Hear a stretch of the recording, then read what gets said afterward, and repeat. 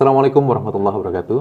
Senang rasanya saya Mustiawan kembali hadir dalam Puber, podcast untuk bersama. Hari ini kita akan berbicara terkait dengan fenomena yang cukup untuk kita perhatikan bersama, yaitu tentang hoax. Di mana isu hoax hari ini itu sangat menjadi sebuah isu yang sangat perlu diperhatikan bersama, karena hoax ini merupakan salah satu ancaman bagi bangsa Indonesia, khususnya kita sebagai netizen yang aktif di era digital saat ini. Hari ini kita akan berbicara bersama-sama dengan aktivis, penggiat dan pengamat, yaitu Mbak Puji. Selamat pagi. Kok pagi nih Mbak ya? Selamat pagi, biar terus semangat pagi sebenarnya kan. Oke, Mbak Puji. Gimana kabarnya Mbak Puji?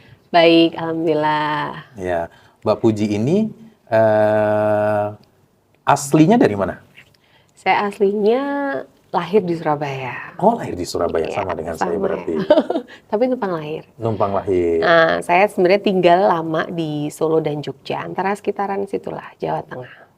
Baru kemudian di tahun 2000-an awal pindah ke Jakarta. Jadi sekarang domisili sebenarnya di Bogor, tapi KTP Jakarta. Wah, luar biasa ini ya. KTP Jakarta, Bogor ya. Iya. Domisilinya banyak yang terjadi. Nah, luar biasa ini ketika saya membaca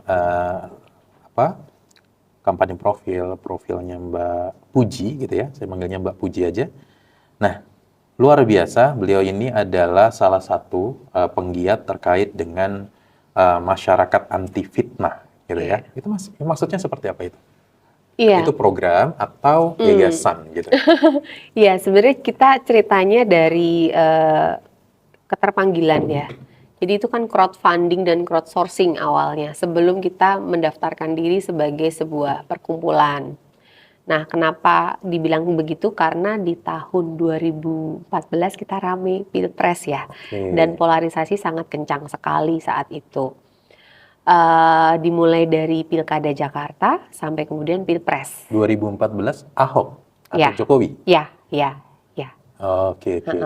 Kemudian sebenarnya polarisasi itu kan berlanjut ya, bukan hanya di Pilkada, kemudian selanjutnya Pilpres juga kan. Nah, kita tahu bahwa akhirnya masyarakat mulai terpecah belah, terutama pada saat itu paling marak di Facebook. Ya. Oke. Dari situ kemudian kami mencoba mengumpulkan banyak orang-orang gitu yang memiliki kepedulian bahwa yang kita lawan itu bukan orang yang berbeda pandangan, tapi hoaknya. Hoak itu cuma sebagai perantara yang membuat kita semakin berlawanan. Karena punten ya, pada saat itu kita sering dengar cebong kampret gitu ya, stigma seperti itu kan sebenarnya sangat tidak baik gitu ketika kita merayakan pesta demokrasi, tetapi di sisi lain kita menstigma lawan gitu dengan bahasa-bahasa yang tidak baik gitu ya. Bukan hanya lawan politik, bahkan tetangga yang beda pilihan gitu.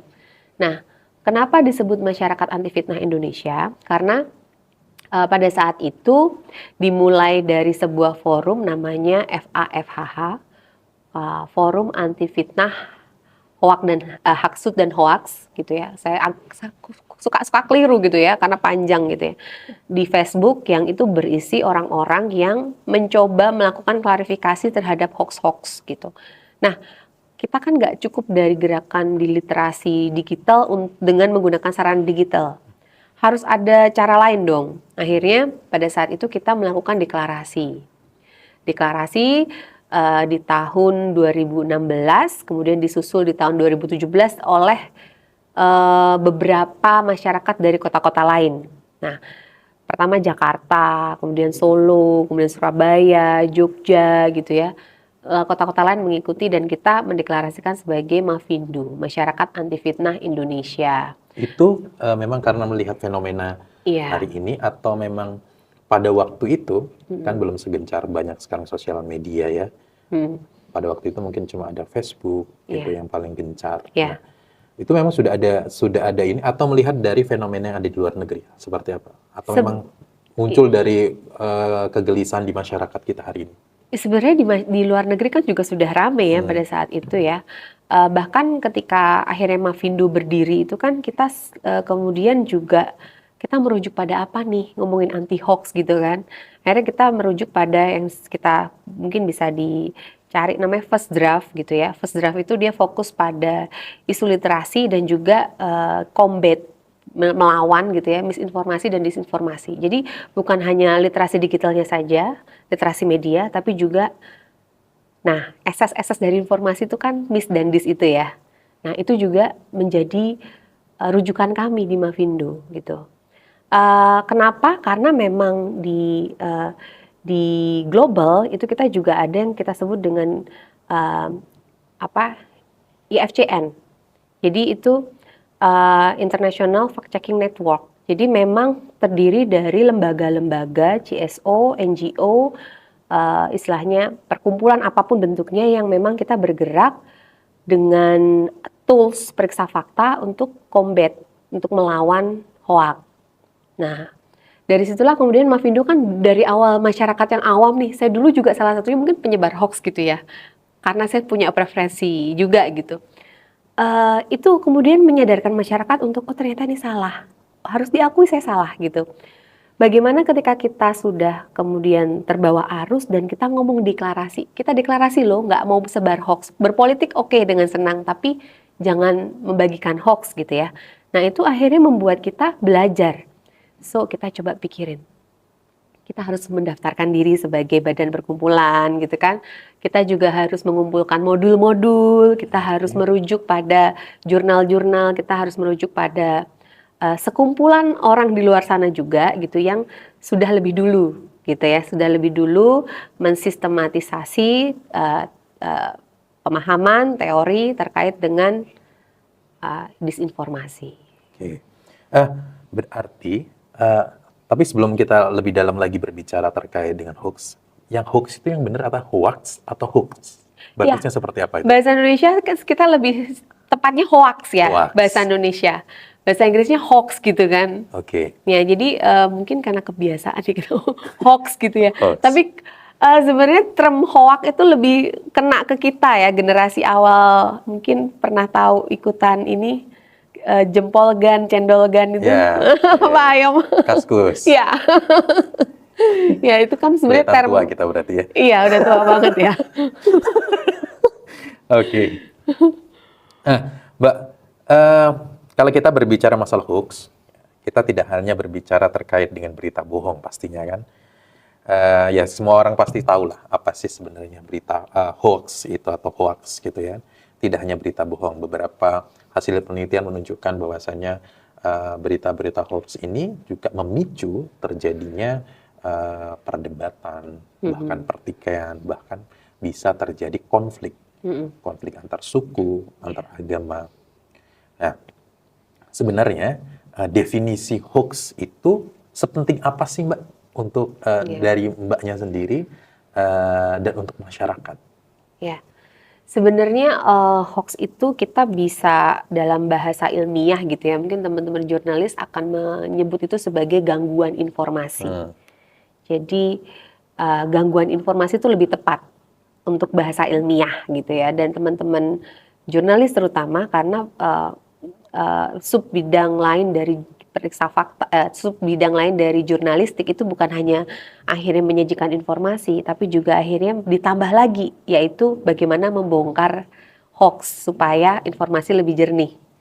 Nah, dari situ sebenarnya kalau bisa dibilang hoax itu kita bisa merujuk pada first draft lagi tadi, acuan dari teman-teman IFCN, karena Mavindo itu juga salah satu organisasi yang tergabung dalam IFCN gitu.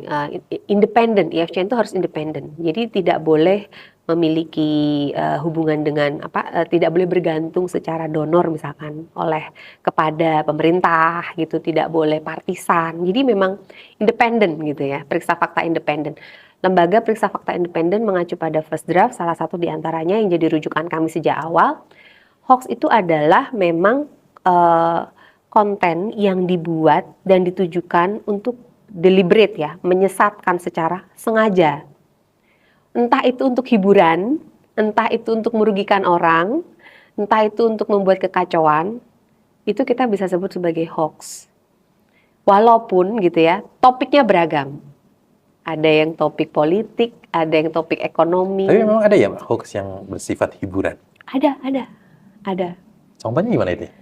Ya, hiburan itu bisa dibilang, misalkan ya, ada satu selebgram, dia ditulis sebagai penyanyi dangdut, dan dia dibilang menjual jajanan snack seharga 6 juta atau semahal itu gitu. Padahal itu bukan penyanyi dangdut, padahal itu selebgram. Kan sepele gitu kan. Tapi ketika kita percaya ini penyanyi dangdut siapa. Tapi ketika kita sudah ambil gambarnya, kita unggah ke Google Reserve Image atau mungkin ke Yandex atau ke Bing atau apa, kita cek ternyata itu bukan penyanyi dangdut, ternyata itu adalah selebgram gitu, Siska Hall gitu Siska misalkan. Hall. Nah, itu kan sebenarnya nggak penting ya, nggak penting-penting banget gitu. Tetapi hoax adalah hoax gitu loh. Jadi hoax itu tidak hanya sekedar, kalau kita kenal kan hoax itu dekat dengan politik, biasanya isu-isu terkait dengan politik, isu terkait dengan pemerintah, isu terkait dengan agama, budaya misalnya, ras dan lain sebagainya yang kaitannya hal-hal yang sifatnya sensitif. Beberapa misalnya kaitannya dengan dulu kita pernah ngelihat misalnya ada gambar Borobudur yang terbakar. Oh ya. Ya, Iya. itu termasuk juga hoax juga Iya, kan? iya. Yang masuk ke hiburan, dianggap sebuah Iya, hiburan ya, iya. gitu ya. Oke, Lelucon ya. lelucon. Nah, berdasarkan data dari Kondigi, ditemukan itu 1923 konten hoax yang sepanjang tahun 2024 itu telah ditemukan oleh Kondigi. Ini kita ambil dari liputan 6, gitu ya, di liputan 6. Nah, 2026 ini memang momentumnya adalah Pilpres pada waktu itu. Iya. Betul ya? 2002 berapa? 2024. Oh, Sorry, iya. 2024 itu momennya Pilpres. Pilpres. Memang momennya itu luar biasa. Apalagi kita dihadapkan dengan ini sosial media yang cukup tinggi. Iya. Penggunaan sosial media kita kan termasuk salah satu negara 5 besar pengguna sosial media tertinggi ya, Iya. termasuk pengguna internet. Nah, menurut Mbak nih pengalaman Mbak, bagaimana sih sebaran atau peta sebaran hoax di Indonesia? Apa isu yang paling sering dijadikan bahan hoax? Indonesia ini sangat beragam gitu ya. Tetapi memang untuk paling banyak itu setiap tahun berbeda gitu ya, bisa dibilang berbeda. Kita belum mengeluarkan data litbang terkini di Mavindo, tetapi kalau merujuk tahun 2024 sampai akhir 2024 atau bahkan sampai awal 2025 itu masih politik yang tertinggi. Masih politik. Masih Untuk politik. wilayah? Untuk wilayah, nah wilayah ini kan kemudian susah ya untuk di mapping. Karena kan berdasarkan apa? IP-nya kah?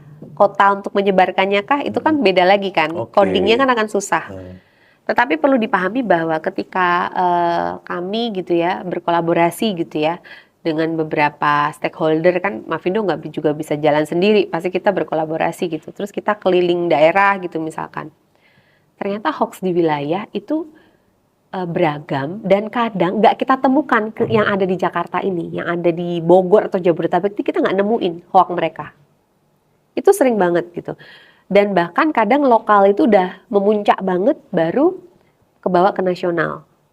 Jadi sebenarnya ketika kita ngomongin mapping wilayah, kontribusi dari para periksa fakta, relawan periksa fakta di wilayah misalkan, itu sangat besar sebenarnya. Karena kalau nggak ada mereka yang di level grassroots ada di lokasi itu, akan susah. Oh, ada ya relawan-relawan anti hoax itu sudah terbentuk? Mungkin Memang bisa ada. kita bilang kalau relawan Mavindo ada, kita ada punya 1.800 relawan terdaftar. Tapi yang aktif pun juga cuma 50%-an lebih lah ya, nggak semua aktif. Dan kalau kita melakukan pelatihan gitu ya, misalkan ada pelatihan kita kolaborasi dengan ada Media Link, terus kemudian ada dengan Gerak Aceh gitu ya, dengan beragam gitu ya. Itu ketika kita memberikan pelatihan, tidak semua juga mereka akhirnya melakukan itu sebagai praktik kan, praktik melakukan periksa fakta kan. Walaupun kita sudah memberikan informasi ini kanalnya, kalau mau memberikan artikel hoax atau membongkar hoax, ada kontribusi, tapi tidak semua ya akhirnya. Dan jujur, dari semua relawan Mavindo sendiri, ketika kami melakukan pelatihan gitu ya kepada mereka, itu juga tidak semua gitu ya berhasil gitu loh untuk bisa membuat artikel storytelling yang menarik. Oke, selama ini yang untuk pelatihan-pelatihan itu banyak diikutin oleh dari kalangan apa, Mbak? Nah, Kalau yang biasanya isu-isu tuh hoax memang ini. kita menyasar anak muda ya, terutama mahasiswa gitu ya. Kemudian kalau mahasiswa itu sebenarnya sudah jadi concern kita sejak awal ya, karena kan harapan kita mereka ujung tombak kita gitu kan. Yang sudah usia 45 ke atas agak susah karena kan berkaitan dengan digital, software, aplikasi dan lain sebagainya. Tapi anak-anak muda sangat, walaupun dia latar belakangnya berbeda, bukan digital, bukan komputer gitu ya, bukan komputasi gitu, tetap bisa gitu. Saya pun yang awam bisa gitu mengerjakan itu. Nah, jadi kita pertama dari awal kita menyasarnya adalah anak muda. Tetapi tetap kita nggak boleh meninggalkan pramanula dan manula. Nah, mungkin kita pramanula ya. Kenapa? Karena ternyata di usia pramanula dan manula gitu ya, itu lebih rentan lagi untuk menyebarkan hoax. Tidak diajari pelatihan membongkar, tapi kita berikan pelatihan pre-banking lebih tepatnya. Bagaimana memitigasi hoax, bagaimana ciri-cirinya tahu dari mana, kemudian bagaimana melapor. Pokoknya bagaimana menanggapi gitulah dampaknya gitu. Jadi hanya sebatas itu, belum dilatih untuk menggunakan tools-tools yang ribet. Oke, buat teman-teman yang hari ini konsen terhadap pemberitaan udah gelisah terkait banyak sekali informasi-informasi sosial media yang memang tidak tahu kebenarannya seperti apa, nah perlu tuh melakukan ikut serta gitu ya di dalam proses BIMTEK gitu ya, BIMTEK ya bahasanya apa? Pelatihan. Workshop iya. Gitu ya. Workshop terkait dengan bagaimana sih menyaring informasi-informasi atau konten-konten terkait dengan konten-konten hoax tadi. Nah, Mbak, ya menarik nih ya kita berbicara tentang hoax ya. Mengapa masyarakat kita itu cenderung percaya dengan informasi palsu dibanding dia harus melakukan verifikasi yang sederhana yang tadi? Kenapa, Mbak? Iya, sebenarnya karakteristik hoax itu kan dibuat seperti itu ya. Satu, ada menyasar emosi. Sebarkan, ada anak waspada gitu ya, anak dimakan hidup-hidup ular piton 7 meter di Jawa Timur gitu. Orang percaya, Jawa Timurnya di mana nggak jelas, disebarkannya di TikTok, di Facebook. Ketika kita cek, ini terbaru nih, hoax terbaru. Ternyata tuh berita 6 tahun lalu di Sulawesi gitu. Dan itu diunggah ulang, hanya narasinya beda. Dan sebenarnya anaknya masih hidup karena bapaknya menyelamatkan. Tapi rame banget gitu. Gitu. Itu. Nah, kemudian sorry tadi bisa diulang lagi. Ya, kaitannya gini, kenapa sih masyarakat kita itu, Iya. masyarakat kita itu cenderung percaya berita-berita yang bohong, berita-berita Iya. palsu, ketimbang dia harus memverifikasi dulu nih, Iya. oh ini benar nggak sih, gitu. Walaupun sederhana. Tadi kan Mbak Nia sudah bilang terkait dengan Menyasar bisa sebenarnya berita-berita ini kita akses dengan mudah, cross check dulu dan lain sebagainya. Misalnya ketika kita ragu kita bisa buka linknya, gitu kan? Ada link yang dipercaya yang bisa untuk ngecek itu. Kenapa masyarakat kita cenderung ya udah sih? Kenapa memang? Satu karakteristiknya tadi menyasar emosi gitu kan, karena emosinya dibuat cepat viral, cepat menyasar emosi dan orang juga harus menyebarkan karena menarik gitu. Jadi kayak kemarin kasus misalnya ada satpam yang mukul anjing itu kan seolah meminta perhatian dari masyarakat pecinta binatang gitu kan ya. Padahal dia nggak tahu konteksnya seperti apa ngerti ya. Konteksnya gitu. Terus kemudian biasanya mereka memang sudah dari awal itu punten ya, itu memang kadang call to action juga. Call to action tuh dia meminta kita untuk melakukan sesuatu. Clickbait gitu. Iya, clickbait gitu. Secara langsung tidak langsung ya, maksudnya dari teksnya atau dari narasinya. Itu meminta kita untuk membagikan. Bahkan untuk konten hoax yang sepele. Mohon maaf seperti minum temulawak menyembuhkan COVID. Itu kan tipis banget ya antara informasi dan disinformasi gitu kan. Tetapi ibu-ibu, mak-mak gitu ya, kayak almarhum ibu saya dulu. Itu waktu COVID dia membagikan itu supaya teman-temannya yang kena COVID sembuh gitu. Padahal sebenarnya itu kan clickbait juga.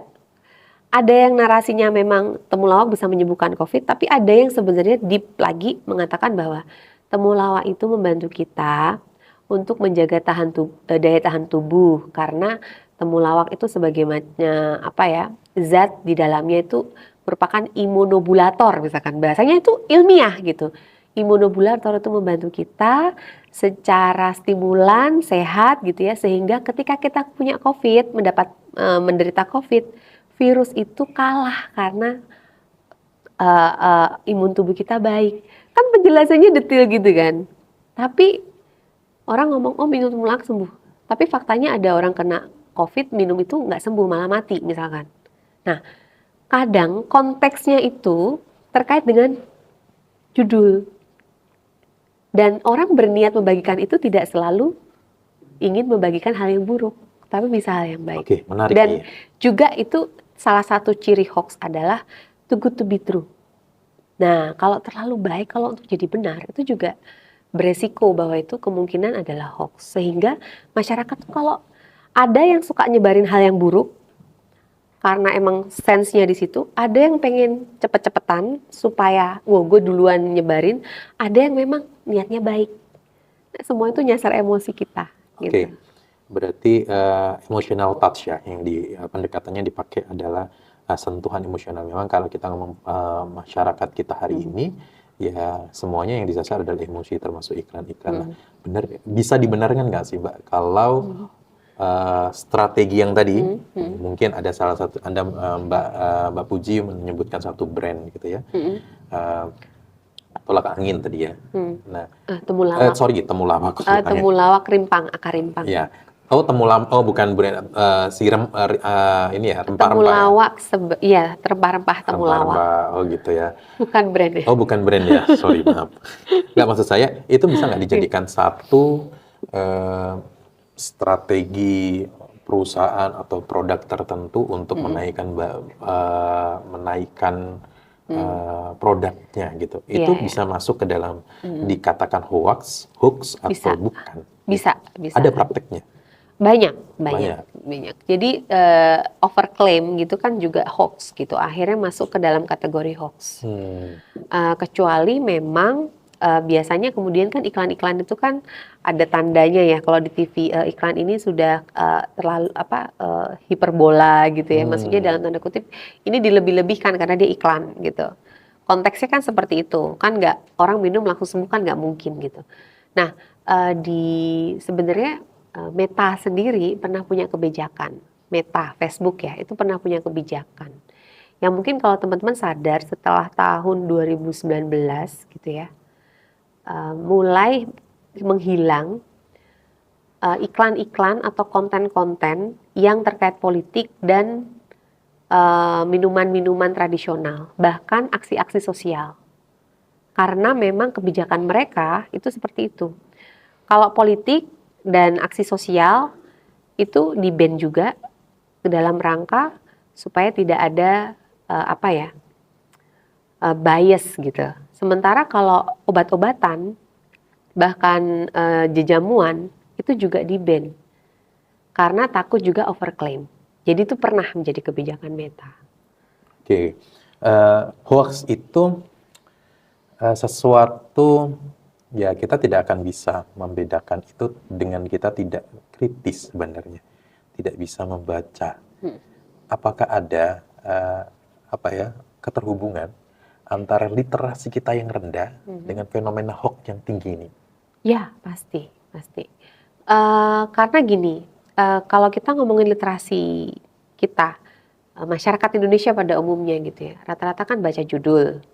Terus kemudian punten kadang kalau lihat berita di screenshot aja ada embel-embel media mainstream sudah langsung percaya. tetapi tidak mau berkunjung langsung ke situsnya. Itu juga satu kelemahan ya, itu rendahnya literasi. Kemudian pemahaman teks dan konteks gitu ya. Teksnya apa? Dibaca dengan sudut pandang bagaimana, POV-nya apa. Kemudian kesimpulannya apa? Tidak semua masyarakat Indonesia itu ternyata paham. Dan literasi media, pemahaman literasi media, masyarakat Indonesia itu sangat rendah banget gitu. Ya kalau bisa dibilang apakah itu Literasi ini lebih ke minat membaca gitu ya? minat membaca dan pemahaman. Pemahaman, oke. Karena kadang ada orang bisa baca tapi nggak paham. Nggak paham. Dan juga selain itu ketika mereka membaca pun, memahami pun, kadang mereka nggak bisa mencerap informasinya dengan baik.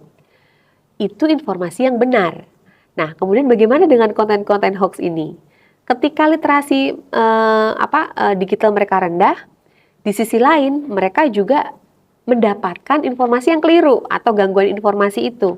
Nah, kemudianlah mereka tercampur kan. Ini ada informasi, ada hoax gitu ya, bercampur dengan diri mereka. Dan tidak ada mekanisme dari masyarakat, nggak semua sih yang seperti itu, untuk untuk mengatasi. Ini harusnya gimana? Kita di posisi sekarang mungkin masyarakat Indonesia lebih agak berbeda dibandingin 6 tahun lalu gitu ya. Tetapi pada saat itu gitu ya, itu parah banget. Di saat sekarang, apakah sudah membaik? Belum tentu juga. Berarti nggak ada hubungannya dengan tingkat pendidikan, Dok? Tidak. Nggak ya? Sampai detik ini kita belum mendapatkan data terkait dengan itu. Karena faktanya ada dokter gitu ya. Mungkin dokter sama dokter beda ya. Maksudnya dokter yang sebar hoax tentang kesehatan ada. Dokter yang sebar hoax terkait isu-isu lain juga ada. Jadi akhirnya ya tingkat pendidikan tidak berpengaruh. Oke, berarti memang pendidikan yang tinggi itu tidak mencerminkan atau tidak menjadi indikator bahwa orang itu tidak akan menyebar hoax. Ya. Ya. Pas di sini yang perlu kita garis bawahi bahwasannya ternyata di literasi ini sebenarnya, ya di literasi ini karena kita melihat kenapa? Karena kita melihat beberapa tahun yang lalu, misalnya 10 tahun yang lalu dan sebagainya, tingkat hoax itu juga sangat rendah, gitu. Nah, ada beberapa hal sebenarnya yang cukup menarik ya untuk kita perbincangkan. Dalam kasus tertentu, hoax itu juga terbukti memicu konflik horizontal yang kita tadi konflik di antar agama, antar etnis. Apakah ini juga bagian daripada salah satu bentuk yang harus kita perangin bersama, Mbak? Khususnya di masyarakat kita. Gitu. Menurut Mbak gimana? Ya, sebenarnya konflik terkait hoax ini bisa secara tidak langsung, bukan hanya horizontal saja, vertikal juga gitu. Kalau horizontal kita bisa lihat contohnya yang kontekstual gitu ya, yang sebenarnya tidak terjadi konflik tetapi berpotensi konflik. Misalkan di Aceh gitu ya, di Aceh itu ada konten yang mana di satu daerah itu pernah ada legenda seorang wali membunuh naga, gitu. Dan di situ adalah daerah yang banyak etnis Tionghoa. Oke. Kemudian kalau itu disebarkan, itu kan juga memicu secara tidak langsung terkait dengan sensitivitas etnis. Dan di situ legendanya itu udah benar, tetapi di situ ada berita. Beritanya adalah patung naga di daerah tersebut, di Aceh tersebut dihancurkan karena dianggap berhala. Nah, itu kan sensitif sekali kalau nggak buru-buru diklarifikasi. Dan tidak ada klarifikasi mungkin antar warga gitu ya terkait dengan berita itu. Mungkin orang-orang yang di sekitar agak heran, loh, perasaan nggak dihancurin kemarin kita lewat gitu kan. Tetapi bagi orang di sekitar yang nggak pernah datang mungkin, wah ini nih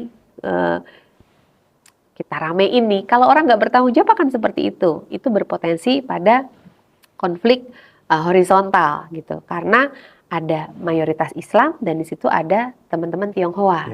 Ya. Dan kalau wali kan mewakili Islam gitu kan. Nah, ini kalau tidak segera diselesaikan misalkan, atau mungkin ada yang tergesek gitu ya, bisa memobilisasi itu dan menjadi isu rasial atau agamis, bahkan bukan hanya rasial tapi juga agamis gitu. Nah, itu contohnya. Kalau terkait dengan isu vertikal, mungkin tidak berdampak secara langsung konflik secara nyata, tetapi kebencian dan permusuhan itu menjadi terpupuk. Misalkan pajak kenaikan bahan baku pokok, misalkan yang diserang adalah Kementerian Keuangan, Bu Sri Mulyani. Sampai sekarang banyak banget hoax yang menyasar ke Ibu Sri Mulyani misalkan, yang itu kalau tidak diselesaikan dengan mitigasi yang tepat, makanya kemudian kita bisa belajar tentang pre-banking tuh, karena kita belajar fenomenologi terkait dengan mitigasi dan alternatif untuk menyelesaikan ya kasus-kasus yang berbahaya gitu. Nah, itu kalau tidak diselesaikan, itu citra dari orang tersebut berbahaya juga di kemudian hari. Misalkan kalau tidak segera ada penanganan gitu. Karena hoax itu kan banyak menyasar juga pemerintah. Pemerintah mungkin ada benernya, ada salah gitu ya. Tetapi oknum kan bisa bermain ya. Saat ini siapa yang sedang berkuasa, ada yang tidak suka. Oh, kita buatlah berita ini. Bahkan memang itu fakta, misalkan ada kenaikan PPN gitu ya. Tetapi bahan pokok kena loh. Bahkan ada hoax baru melahirkan sudah kena PPN. Padahal kalau kesehatan itu sebenarnya kan bukan sesuatu yang bisa dikenai PPN Barang mewah, biasanya. bukan barang mewah ya. Iya, bukan barang mewah. Terus berasnya juga nggak kena. Beli berasnya di mana? Beli beras pati misalkan, ya pasti kena PPN karena dia impor. Tapi kalau beras di pasar, ya tentu saja tanpa PPN. Jadi sebenarnya itulah kayak gitu, sesederhana itu, tapi tidak semua masyarakat itu paham gitu, bahwa itu sebenarnya memicu kebencian dia juga kepada pemerintah, gitu, instansi tertentu. Kalau kita ngomong pemerintah memang sangat menarik ya. Iya. Dan Karena lagi ramai.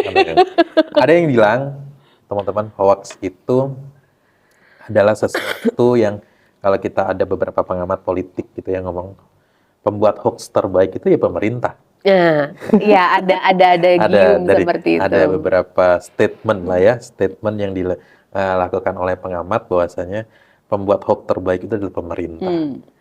Nah, menurut Mbak, kira-kira bisa nggak sih pemerintah itu membuat hoax?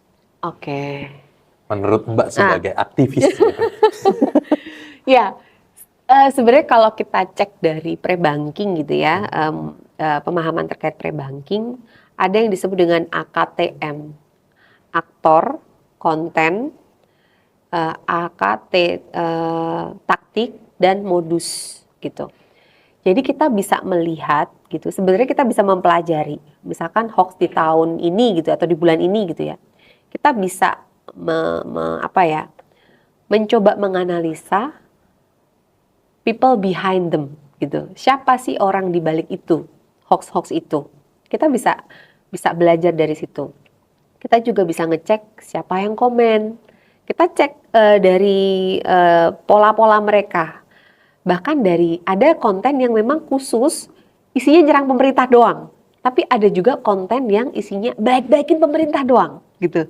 Tapi bisa kemungkinan dua-duanya adalah pemerintah. Nah, bisa dua-duanya pemerintah. Dan ketika kita ngomong tentang AKTM, sebenarnya apakah pemerintah bisa membuat hoax? Siapapun bisa.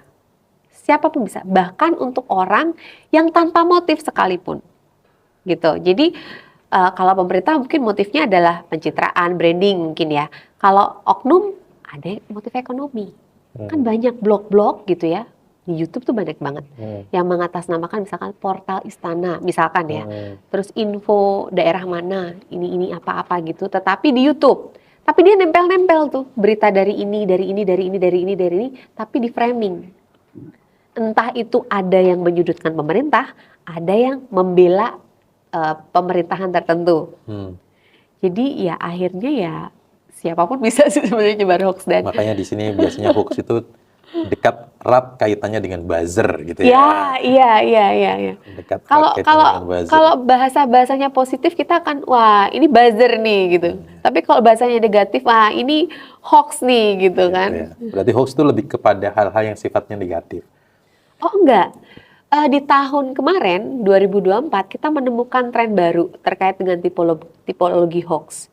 Itu hoaxnya adalah hoax positif. Oh, ada Jadi kita hoax positif. iya, Menarik ini. Hoax positif itu seperti apa? hoaxnya tidak positif, Oke. tapi narasinya positif. Narasinya positif.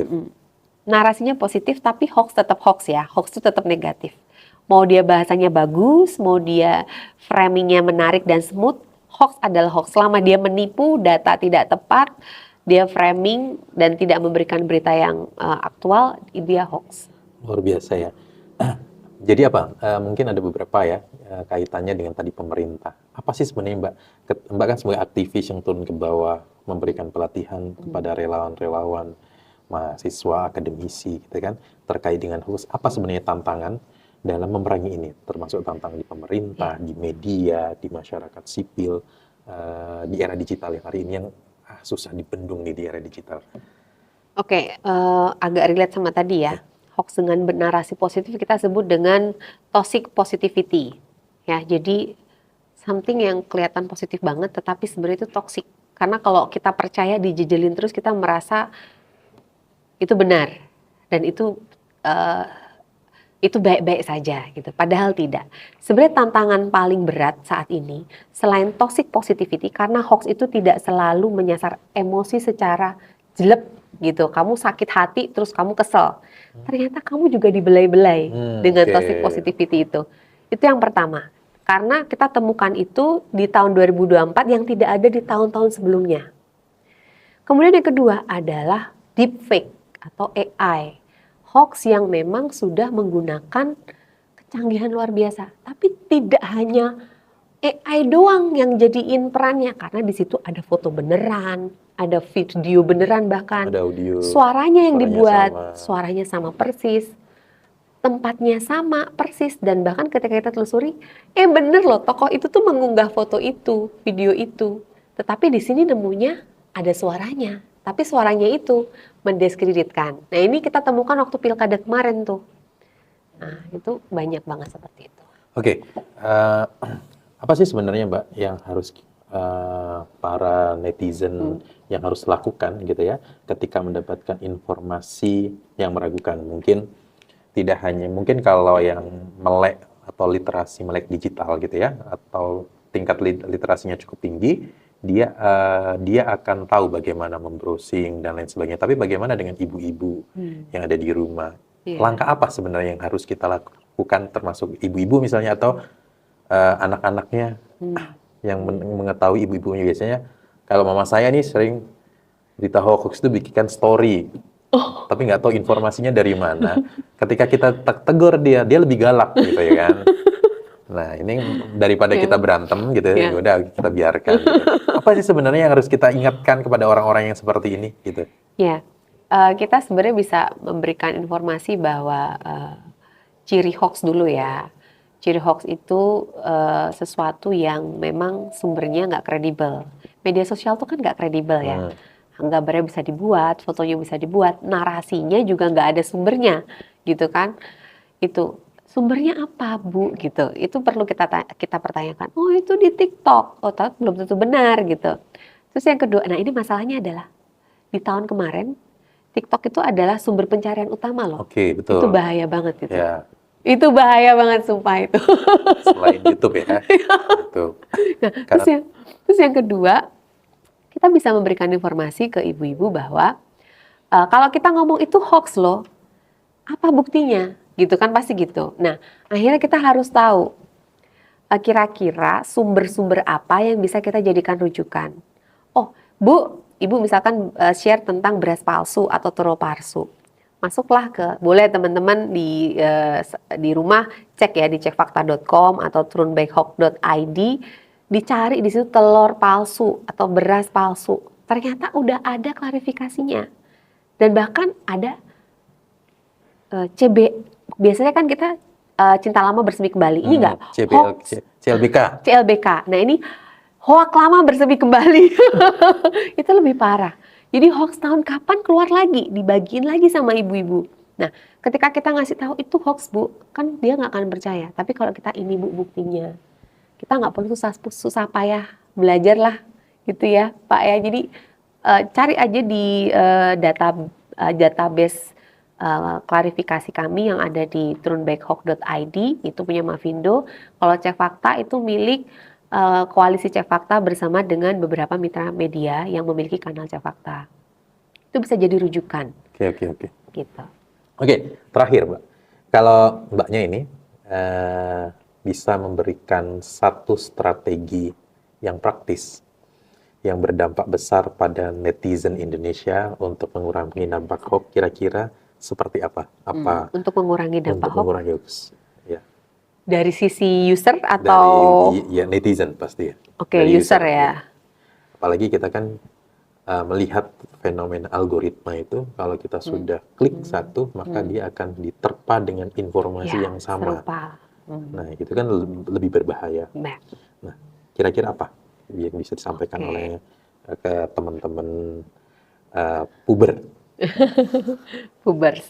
Ya, jadi teman-teman pubers gitu dimanapun berada, sebenarnya kita tuh tinggal di era post-truth gitu ya, di era di zaman pasca kebenaran. Jadi kita udah nggak mencari mana yang benar dan mana yang salah, tapi kita sudah terkungkung pada tadi disampaikan Pak Mus, kita sebut sebagai echo chamber. Kita ngomong A, kita nggak dengar kata-kata lain selain A. Karena algoritma mencatat Anda menyukai A, maka A terus yang keluar. Sehingga Anda harus berusaha keluar dari itu. Algoritma itu adalah jebakan, di mana kita nyari sesuatu, atau kita ngeklik preferensi kita terbaca, itu akan keluar terus. Oh lagi seneng misalkan isu Syahrini atau Luna Maya, keluar terus soal itu. Nah gimana caranya? Anda harus berjeda dulu, mengambil jeda. Dan kalau misalkan itu terkait dengan informasi yang bisa diakses di portal media kredibel gitu ya, silahkan Anda keluar untuk mencek itu di portal media yang kredibel. Masih banyak ya, Kompas, Tempo, Tirto gitu ya. Itu bisa menjadi rujukan teman-teman pubers untuk memastikan apakah berita yang Anda dapatkan di media sosial itu valid atau tidak. Jadi caranya keluar dari keterkungkungan echo chamber itu dan filter bubble itu adalah Anda mencari opsi lain gitu ya, informasi lain di luar dari media sosial, dan itu akan membantu kita mendapatkan informasi yang jernih. Oke, ternyata nggak terasa kita 40 Cepet menit ya. 40 menit kita berbicara terkait dengan hoax saja. Memang luar biasa ya ketika kita berbicara, kita belajar bahwa hoax ini bukan sekedar kabar bohong misalnya, berita palsu. Ini juga melainkan ancaman serius bagi generasi penerus bangsa, bahkan negara ini. Itu akan menjadi sebuah perpecahan, menjadi konflik horizontal maupun vertikal, bahkan membuat antras gitu ya, kepercayaan yang rendah terhadap pemerintah atau golongan tertentu, ini juga menjadi sebuah ancaman bagi kita semua. Namun, kita juga punya senjata yang perlu kita tingkatkan, yaitu di literasi yang tadi ya. Literasi, kritisme, atau biasa kita sebut saring sebelum sharing, gitu kan? Ini menjadi hal yang penting, gitu ya. Maka ketika teman-teman ragu, maka ya jangan di-sharing, gitu. Itu hal yang paling terpenting. Saya tidak akan memberikan kesimpulan di sini, karena memang ketika kita berbicara masalah hoax itu bukan berbicara masalah di permukaan saja, teman-teman. Kami di sini juga bukan dalam rangka untuk menggurui. Gitu kan? Kita hanya share bagaimana kegelisahan kami melihat fenomena-fenomena yang hari ini terjadi. Terlebih di era digital dan informasi yang cukup tinggi hari ini. Itu, sebelum kita akhiri, apa pesan utama untuk masyarakat Indonesia agar tidak jadi korban atau pelaku hoax? Terakhir.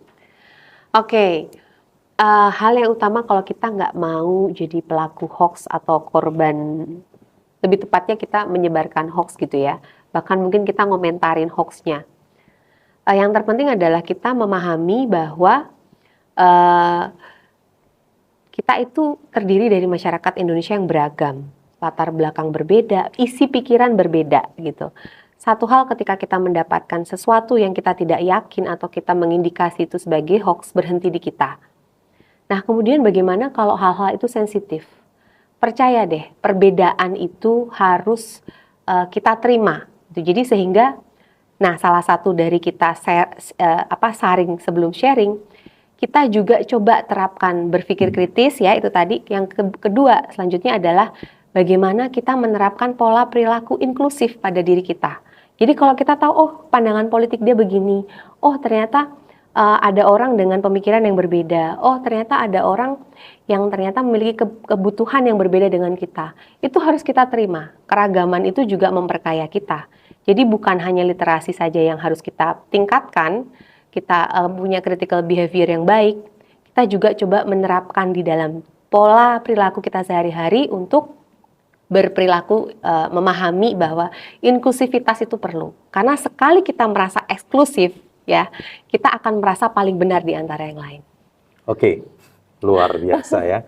Memang ketika kita berbicara masalah ketimpangan sekarang di era digital tidak akan ada habisnya. Nah, tapi nanti akan kita sambung lagi di beberapa tema-tema yang menarik lagi di Pubers. Di Pubers, di podcast Pubers ini dengan tema-tema yang lebih menarik, tidak hanya hoax, tapi di berbagai topik yang menjadi keresahan masyarakat hari ini.